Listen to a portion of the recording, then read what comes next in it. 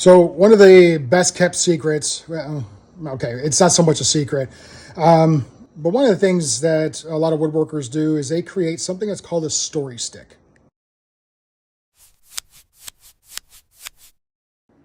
So story sticks come in all different shapes, sizes, and for different purposes.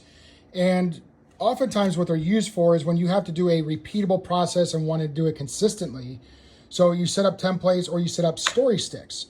And story sticks can do a lot of different functions. Like they could be a certain size so that as you make repeated marks for making multiple pieces or parts, you don't have to measure every single one. You just use a story stick, lay it down, make your mark, move on to the next one.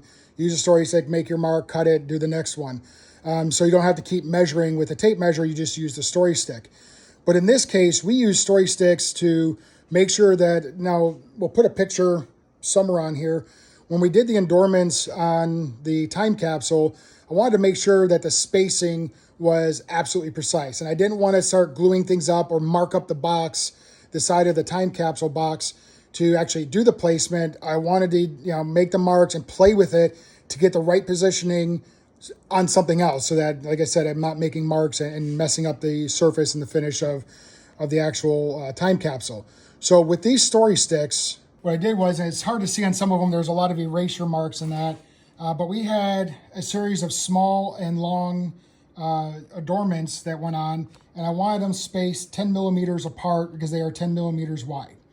And I knew that the sides were not exactly measurements of tens, but what I did was I created the story stick, so I measured it and cut a piece that was exactly the width of the place where the adornments would go. So this was the front and back of the time capsule, and it was wider than it was deep, so I made another story stick for the side. But then at the base of the time capsule, on the actual stem, we also had adornments underneath the platform where it's held, so I made a story stick for that one as well. And again, we marked the small, long, we created the pattern. This isn't three long ones, this is actually one bigger one, kind of like a key block or keystone that you'll see in a building. So we made that one look like a keystone. So it's actually the size, it was 30 millimeters wide, and it was the size of three longer pieces. But then skip a space, there's a small. Skip a space, there's a small, to give the right pattern and blend. But what this also allowed me to do is then, after I made the story stick, I actually took some of these pieces. Now, these aren't the actual ones used. These were test pieces that did not turn out as well as I would have liked. But in this case, there's a small one and there's a long one. So then once I had this pattern, I did it in pencil first. Actually, you can see, did it in pencil and then wrote over it with a marker. So I would set up the pattern. After I did the story stick, I'd set up my pattern, and then I would see how that looked without putting it on the side of the time capsule.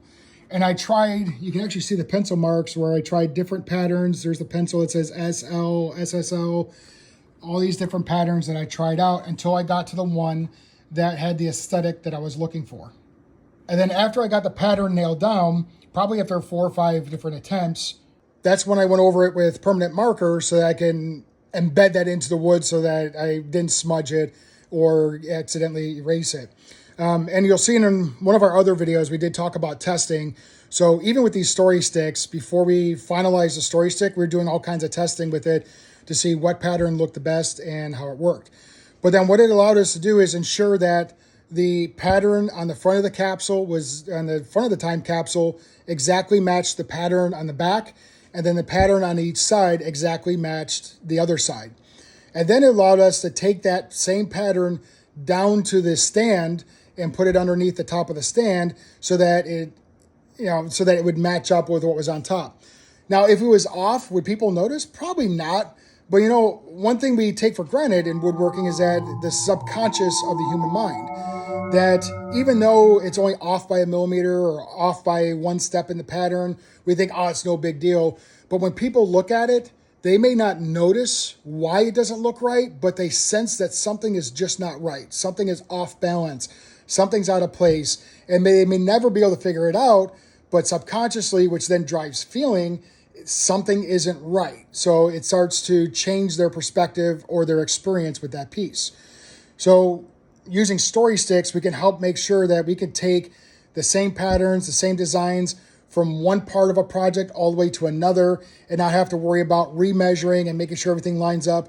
We do all that alignment using a story stick so that later on when we actually put the parts to the finished piece, we've already done all the thought and it's just a matter of putting the right amount of glue, cleaning up over glue and glue squeeze out and things like that. We can focus on the actual process of attachment and not have to focus on the design because that's been taken care of. So story sticks, never used them.